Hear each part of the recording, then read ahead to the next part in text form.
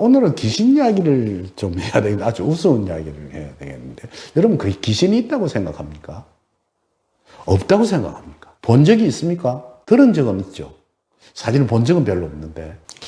제가 이제 사실은 그건 젊어서 지금은 잘 안 하지만 옛날에 낚시를 참 좋아했어요. 왜 좋아했느냐 하면, 다른 건 하면, 예를 들어서 경쟁이 되거든요. 골프를 치면, 그것도 원래 기록 경기지만, 동료가 있어. 그 사람한테 치기 싫어가지고, 치고 나면 막 스트레스 받고, 이렇지 않습니까? 축구도 마찬가지예요. 베이스볼 이런 것, 야구 같은 것도. 그런데 낚시만은 자기 혼자 해요. 뭐 안 잡히면 그만이고, 잡히면 좋고, 또 그걸 하면서 아주 마음이 평온해지고, 또 여행도 하고. 그래서 자주 낚시를 하는 편이었어요. 근데 이제 한 날은, 내 아는 그 조우라는 낚시 친구를 말하죠.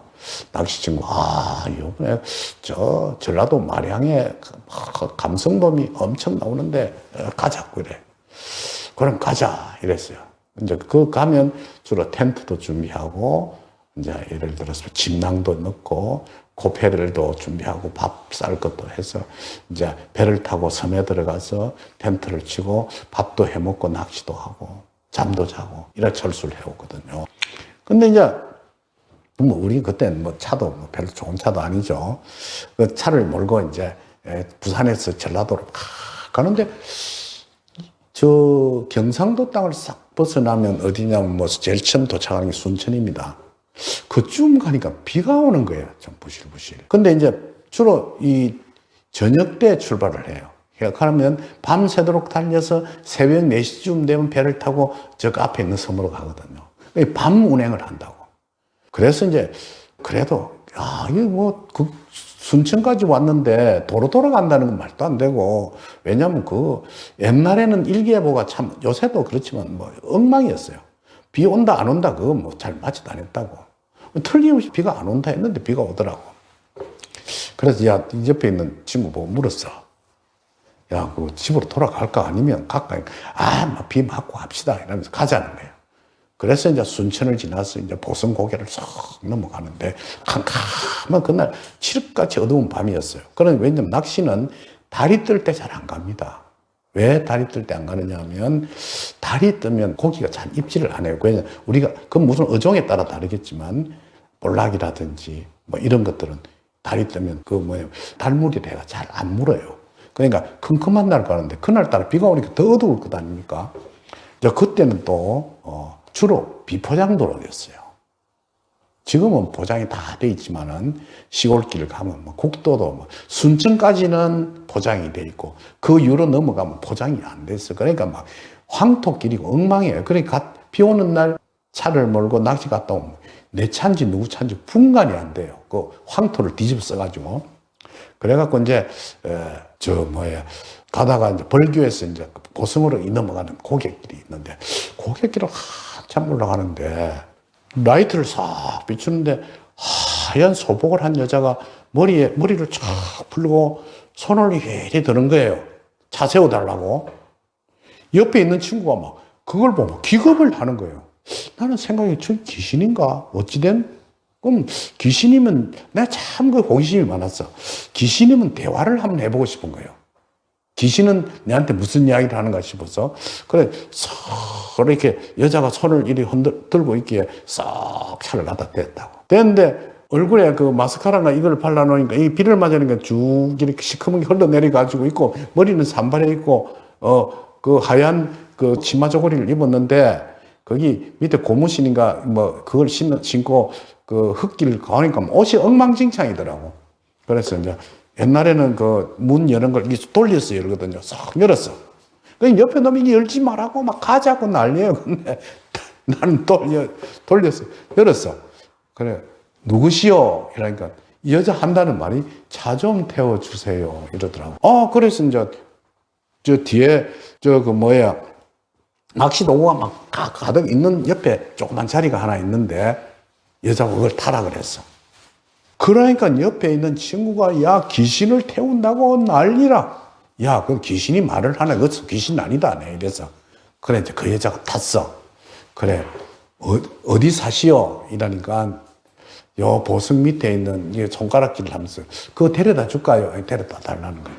그래서 이제 그 마을로 들어가서 이제 그 마을에 그 이장을 탁 만났는데, 이장 한다는 말이에요.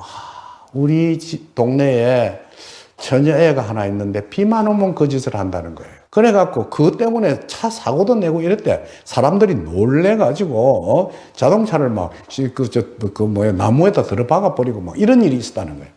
그런데 선생님은 용합니다. 그 겁도 안 내고 그 여자를 데리고, 그래, 나는 그랬어. 진짜 귀신이면 이야기를 한번 해보고 싶어 그랬습니다. 나 정말 귀신을 한번 만나보고 싶었거든요. 근데 만나보니 귀신이 아니라, 여러분 아셔야 될 게요. 이제 신의 세계와 사람의 세계는 역경에 이런 이야기를 했습니다. 시간대가 달라요.